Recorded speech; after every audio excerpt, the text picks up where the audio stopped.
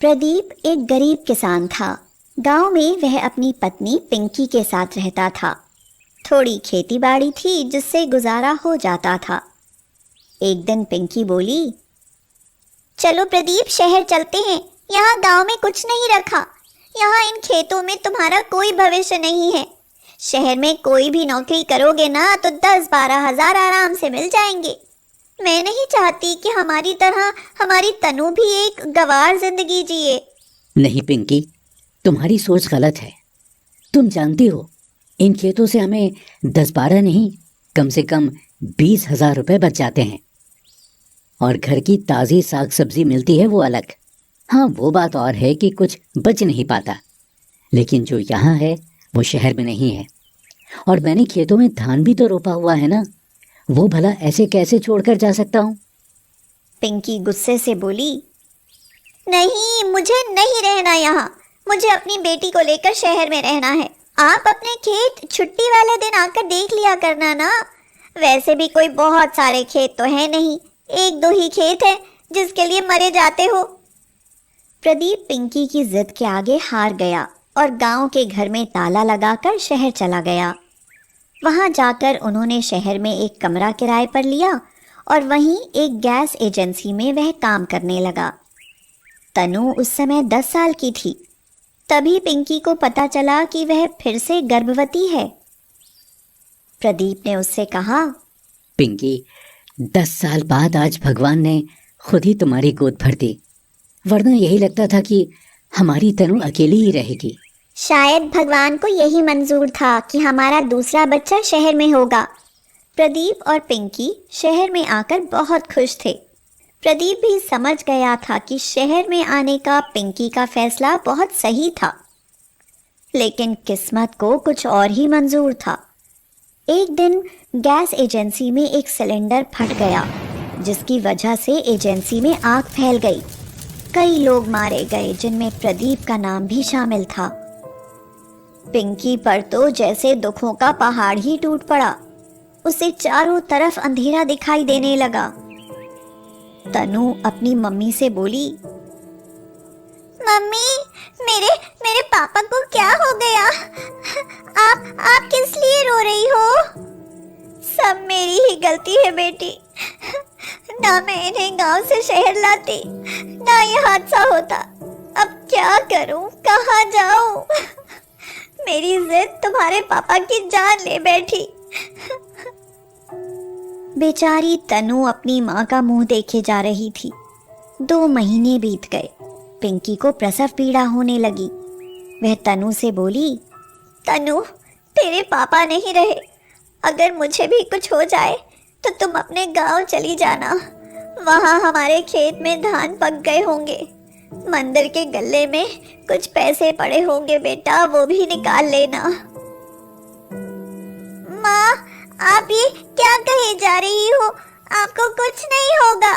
अगर आपको कुछ हो गया तो मेरा क्या होगा? पता नहीं बेटी, बहुत बुरे बुरे ख्याल आ रहे हैं। पिंकी ने एक बेटी को जन्म दिया, लेकिन बच्ची को जन्म देते समय उसकी मौत हो गई। लेकिन उसकी बच्ची बहुत ही स्वस्थ और सुंदर थी। तनु रोती रही, बिलखती रही। माँ, मम्मी, पापा तो हमें छोड़कर पहले ही चले गए थे और अब आप भी हमें अकेला छोड़कर चली गई। हम अनाथ हो गए मम्मी। मेरी ये नन्ही सी बहन अभी तो ये दुनिया में आई है। कहाँ से लाऊंगी मैं इसके लिए मम्मी? मैं कैसे पालूंगी इसे? उसने अपनी बहन को गोद में उठा लिया और बोली, मेरी प्यारी सी बहन, तू बहुत ही बदनसीब है।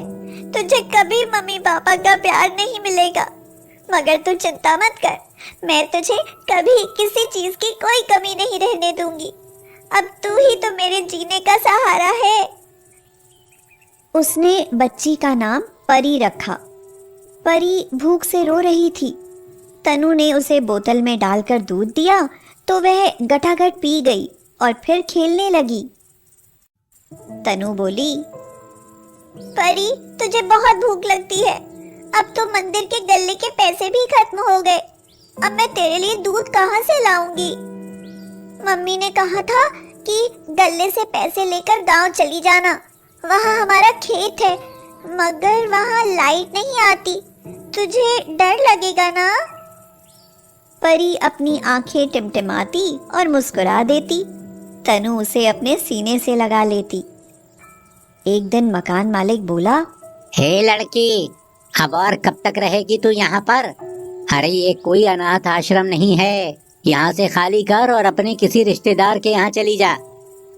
तो तनु ने कहा, अंकल जी, जो घर में पैसे थे वो सब खर्च हो गए। यहाँ कमरे में जो हमारा सामान है वो रख लीजिए और कुछ पैसे दे दीजिए। परी भूखी है, वह भूख से रो रही है। मैं सिर्फ अपना कुछ जरूरी सामान लेकर यहाँ से चली जाऊंगी। मकान मालिक को लालच आ गया। कमरे में टीवी, गैस, बर्तन और भी सामान था। उसने तनु को 1000 रुपए दिए और कहा, अरे अब जा यहाँ से, सारा हिसाब बराबर हो गया है। हम मत आना यहाँ पर, अब तुम्हारा यहाँ कुछ भी नहीं है। तनु परी को लेकर अपने गांव पहुंच गई। परी, यहाँ तो बहुत गंदा हो रहा है और अंधेरा भी है। थोड़ी देर तू बाहर लेट, मैं यहाँ की सफाई कर देती हूँ। तनु ने सफाई तो कर दी, मगर घर में कुछ नहीं था। भूख भी जोर से लगी थी। अब वह खाएगी क्या? जो पैसे मकान मालिक ने दिए थे उनमें कुछ किराए में खर्च हो गए और बाकी परी के दूध के लिए भी तो चाहिए। ये सोचकर वह सिर्फ पानी पीकर लेट गई। वह सोचने लगी, अब ऐसा क्या करूं जो पेट भर के खाना खा सकूं और परी को भी पढ़ा लिखा सकूं। हे भगवान, इस अनाथ को इतनी हिम्मत देना कि वह अपनी और अपनी बहन की परवरिश कर सके। तभी उसे याद आया कि मरने से पहले मम्मी ने बताया था कि गांव में उनकी खेत में धान की फसल हो रही है। तनु ने सोचा, शायद अब हमारी फसल पक चुकी होगी। परी, सुबह हम अपने खेत पर जाकर देखेंगे कि फसल पकी है या नहीं। फसल कटेगी ना तो उसके बाद हमारे पास पैसा आ जाएगा। अगले दिन वह खेत पर गई तो देखा कि धान की बालें सुनहरी हो चुकी थीं। उसने खुशी के मारे परी का गाल चूम लिया और बोली, देख परी, फसल पक गई। अब वो रोज परी को वहीं खेत में एक पेड़ के नीचे लिटा देती और धान की फसल काटने लग जाती और बीच बीच में आकर परी को दूध की बोतल पकड़ा जाती। इतनी छोटी उम्र में उसे मेहनत करते देखकर कुछ पड़ोस की महिलाएं भी उसकी मदद करने लगी।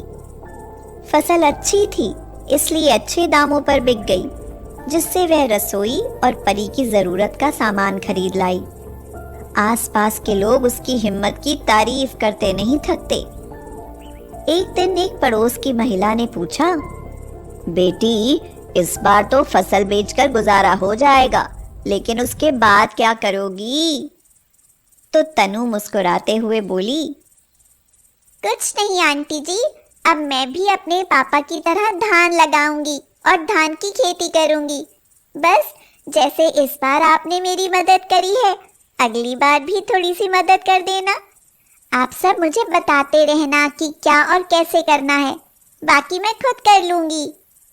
तुम बहुत ही बहादुर हो बेटी, हम तुम्हारी मदद जरूर करेंगे। अब तनु हर साल धान की खेती करने लगी।